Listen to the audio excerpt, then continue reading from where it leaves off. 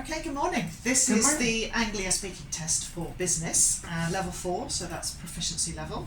And I have with me June Greco, candidate number 2273. My name's Alice. Nice to meet you. Nice to meet you, Alice. Do you have an identity card? Yes, here you go. Thank you very much. Mr. June Greco, that's lovely. Thank you very much. Okay, so are you comfortable? Are you ready? Yep, quite. Let's Quite begin. Okay, so first I just want to ask you a few questions. First of all, can you give me your full name? My name is Faustina June Bernardeco. Okay, but you prefer me to call you June? Yeah, it's just June is fine. Nice, that's great. And I'd like to know why you're taking this exam and a little bit about your history of learning English.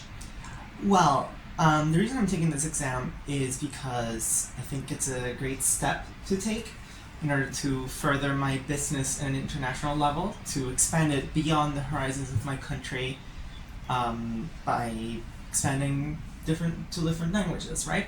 Okay. English is the language of the world, so expanding to English is the natural first step in expanding your own business. So do you think you'd like to expand to England, or would it be to another country? Because it could, being an international language, could be anywhere. Do you have any plan of where you would like to go? Honestly, right now I'm kind of looking at Europe mainly, yes. Of course. Okay.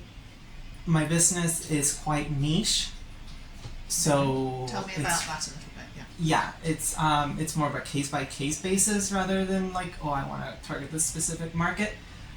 Since my business is, I don't know if I'm supposed to talk about it yet, but it's... Well, you have your presentation, so don't tell me anything about from the presentation. Yeah, it's a gift store. Okay. So it's more of a, rather than the need to the market, there's more of a, just a general...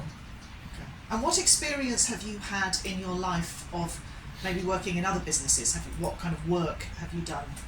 Well, I worked with my mother selling playing cards, like for trading card games. Like right now, the Pokemon trading card game is very popular, or Magic the Gathering cards and stuff like that. We work together to sell things like that. So I have experience in selling things and marketing to specific customer bases. Yeah. Is that online? Is that all sold online? No, or do you... we had a small little thing out of our old apartment. Okay, interesting. Nice. Okay. And what do you think your strengths are in terms of business or running a business? What are your strengths? I think one of my main strengths is that I'm very charismatic. I think I can charm a customer very well and convince them, like, you want this, you want to buy this. I think this is something that is going to make your life better, or this is something that you want to invest your money into, and this is worth your time, and you should check out my store. I think it's very important to be persistent, but not to a point where you scare them off. And I think I've found that balance really well. Do you think you learnt that from your mother, or is that something that you've learnt from somewhere else? Yes, I think my experience selling things with my mother has helped a lot, as well as you asked earlier, but my English as well. She also taught me everything I know. Great. Okay, that's nice to hear. Okay, so moving on to the next part. Yes. I believe you have a presentation. Yes. So I can sit and relax for a minute while you tell me all about your, you tell me what you're going to talk about. I'm going to talk about my business that I mentioned earlier, June Gift. It's an online gift store that's easy to use. That's my slogan. Good. Nice and snappy. Nice and snappy. Nice and short, easy to remember. It's quite simple. The idea is easy to grasp. It's just an online gift store. We sell customized products like cups, mugs, t-shirts, stationery, things like that. We work with weddings, events, birthdays. We work together with the organizers to sell customized products for the attendees. If I'm writing, I'm making notes for questions I want to ask, so don't be surprised if I'm just writing stuff down. Yeah, okay. Carry on. So I think it's a good introduction. I'll move on to our strengths.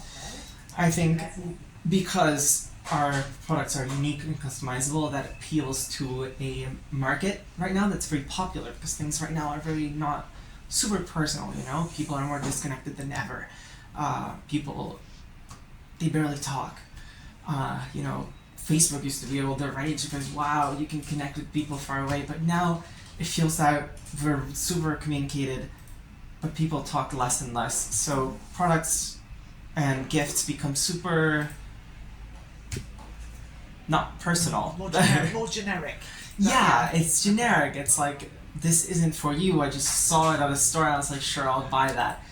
So I think buying something unique and personalized is more of a way to reach that person's heart and really resonate with them.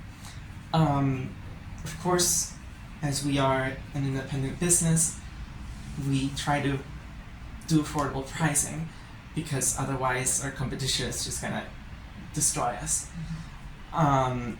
We have accessible online shopping, and we deliver on a case-by-case basis. So there's not a fixed shipping cost, because we could either ship to our neighbors or we could be shipping to another country, which is what I was talking about earlier about expanding our horizons. And we also have a strong visual appeal, because our products are beautiful.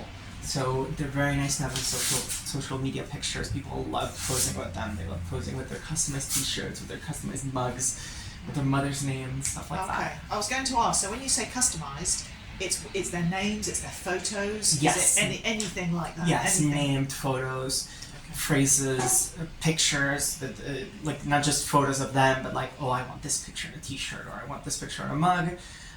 We do that. And what kind of research did you have to do to see what competition there was? I mean, is there a lot of competition of other companies doing the same thing? Yes, that's addressed later on, but we Okay. have a lot of competition with companies like Amazon and Etsy that also sell products that are customized. Okay. The thing is that feels less personal than buying from a small shop, where someone is going to take their time to, you know, make your product and deliver it to you as soon as possible. Because a big problem with our business, or rather a big priority, is that we really need to maintain customer trust. Because if you break a customer's trust, they're going to immediately go to a bigger retailer like Etsy or Amazon. Okay. So that's a very important thing Interesting. that Very interesting. we focus on. So kind of leading into that, I was going to talk about our weaknesses. We are very dependent on our online storefront. I work out of my house, so I don't really have a store. So someone can't walk by my house and see like, oh, this person's selling customized products. We are very dependent on online visibility and advertising. So we need people to see our things online. And that's, sometimes it's hard to do. It's hard to get people to click on your ad or like open your website and stuff. It's less visibility than if someone's walking past the store and they see like, oh wow, that mug looks really good. I really like that picture on that t-shirt. That's one of our big weaknesses. Of course, what I was talking about earlier, delivery times are much slower than bigger companies, because we don't have a chain of production. It's rather I do it at home. I make the mugs and I make the t-shirts and then I freeze the And pictures how long on. does that take you to do that? How long does it take you to Takes produce me a a t-shirt? couple days Okay. at most, because I have to order a t-shirt and I have to have it pasted, and then I have to ship it, and the shipping times are much longer than, of course, like Amazon. Another weakness is that we have limited resources for advertising. Like I was talking about earlier, we need to advertise a lot online, but that's expensive. It's hard to maintain, with such a small business, maintain an adequate level of advertising, because it really eats into your finances. And our last weakness, or rather the last one I'm going to talk about, is that our quality control can be difficult. It's hard to, before it's shipped, make sure that everything is okay, or that the t-shirt isn't going to fall apart before it's washed, or fall apart when it's washed. Those things are much more difficult with a small team than they are with a bigger team, with multiple people that are all looking at this product and is it turning out right. Do you have a supplier, for example, of t-shirts or of mugs or whatever? Do you use the same supplier? Yes. Okay. Yes. Okay. We use the same supplier for. So you have for some most history things. there, and to know Yes. that quality is this. Okay. Yeah. We work together with specific businesses to make sure that our products are consistent quality. Okay. So I'm going to move on to our opportunities. So I listed out online shopping as a strength and as a weakness, but at the same time it's also very popular right now. It has many different aspects. Right now everyone wants to shop online. After COVID, nobody wants to go outside. So a lot of people have gotten very used to, like, oh, I'm just gonna go online and buy something. Like food delivery services and stuff that you can just do online is much more popular than it used to be. Mm-hmm. So that's one of our big strengths. Selling things online, having the whole process be on our website. That's very slick, very nice, very easy to use. It makes things much easier for the consumer. It's a breeze. So that's our strength. We are really capitalizing on a trend towards customized products. Right now it's super trendy to have like a t-shirt with whatever you want on it, and like, oh, where'd you get this t-shirt? Like, oh, I had it made at my June gift, and like we rely on that word of mouth stuff a lot. It's very popular right now because people love wearing their own stuff because it's like, oh, where'd you get that? No, it's mine. I had it made. People love that. That's a big strength. We have potential to expand internationally because we don't have to open stores everywhere. So that's part of why I'm taking this exam, having the resources to expand internationally in different languages. And we also, like I mentioned, do partnerships with events like weddings and birthdays and whatnot. That is. I wanted to ask about that actually. Yes. So, what was the last event that you dealt with, and what did you provide for them? There was a wedding, and we provided customized mugs with everyone's names on them. It was. I'm not sure why, but they decided that was what they wanted to give out at their wedding. So everyone had a memento like, oh, this is the wedding gift. They had like their name and like a little picture of them. It was quite silly. I can't imagine anyone's using the mugs, but Maybe they are. Yeah. maybe they are. But we do what the customer asks. Okay. No questions asked. You want a picture of you and your wife on the cup? We'll do it. And we made them. We had them shipped, and they handed them out at the wedding to each attendee. Lovely. So moving on to threats. More papers. Like I mentioned, we have very strong competition from online stores like Etsy and Amazon. That's always very, very difficult because competition is fierce in online shops, online storefronts. Economic downturns reduce spending on non-essential products like ours because not everyone has the money to spend on a personalized mug. And if the economic situation gets worse, then nobody buys those things. People would rather focus on food and shelter than having a cool mug, right? Shipping delays, like I mentioned, can destroy customer trust. That's a big, big problem because customer trust is very hard to maintain and very easy to destroy. Like one delayed product or one faulty product can ruin your reputation, and it's very hard to maintain that standard. Yeah. It's super hard to make sure all your products are perfect, everyone's happy, everyone's satisfied, and then you mess up once and it's over. Because it's all over social media, like, oh, I got a mug from June gift and the handle was broken off or something. It hasn't happened, but it's a great difficulty.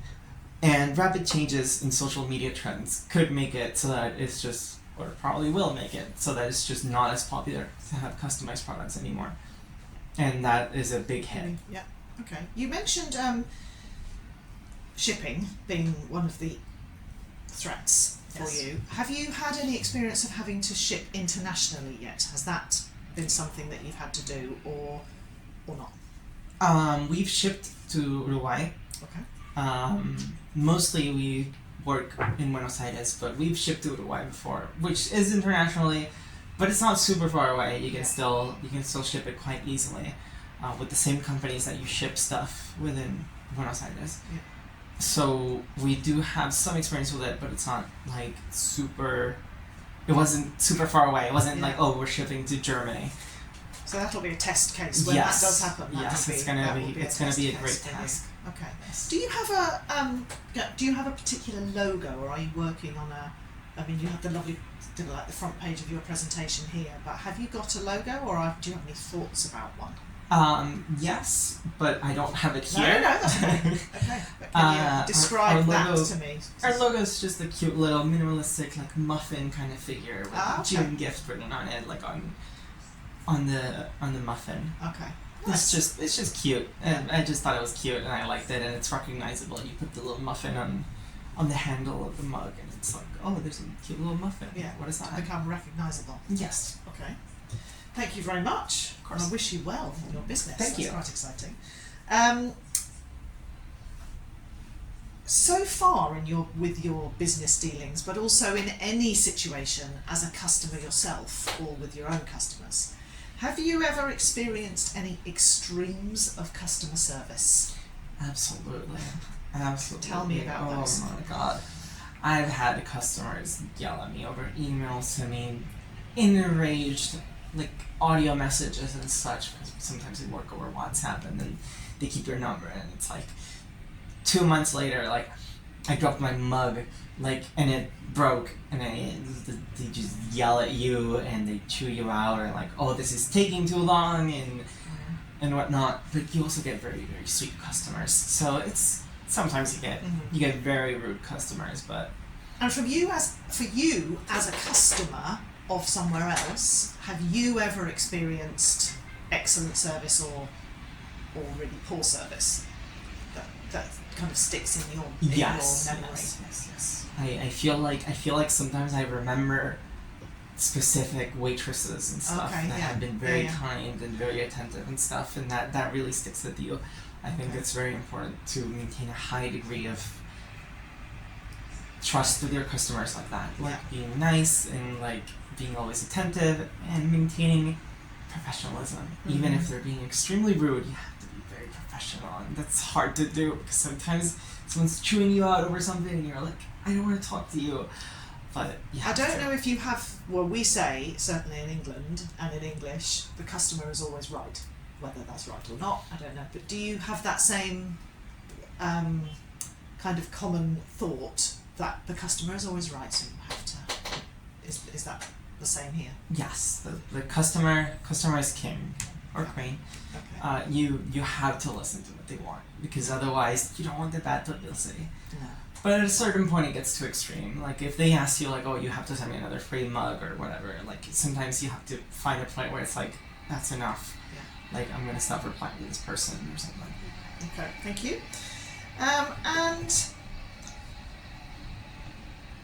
in a difficult financial world, you know, in a things are going up and down, or inflation may be bad and everything else. In what ways might a business, not necessarily yours, but a business, in what ways might a business cut costs if they're having financial difficulties? Well, usually businesses tend to cut costs through the production, like not making sure everything is high quality, or working with lower quality companies. So like we talked about, I work with a specific company that manufactures my products, and if it got very difficult, someone, for example, working in the same business, I would have to work with someone else that does lower quality products, but they're cheaper. It's easy to do, but at the same time, you destroy your trust, like I mentioned. I think people really try to cut costs by working with lower quality businesses, but that also lowers the quality of them as a business. So I feel like it's a bad idea, but sometimes you have to do what you have to do to survive. And my last question, the big giants of, for example, online sales that you mentioned earlier on, Do you think they will continue to dominate? Can you see any different trend in what's happening? Do people want a more personal service? What's your experience of that? What do you think? I think people, I don't think it's going to change much, but I do think people love saying like, oh, I got this from a personalized store. I think people really like being able to say that because there's a certain stigma that comes from like, oh, I just got this on Amazon, rather than like, oh, I got this from this customized like store, independent. It's like one girl working on the products, and it's like, because then people can't get it themselves. Yeah. It's much more special. Yeah. Rather than just saying, I don't know, I found it on Amazon. I think that's the strength of independent stores like mine. Okay. June, thank you very much. It was really nice to talk to you. Thank you. Good luck with June gifts. Thank you. I wish you all the best with those, and I hope you beat the giants in the future. Thank you very much. Thank you very much.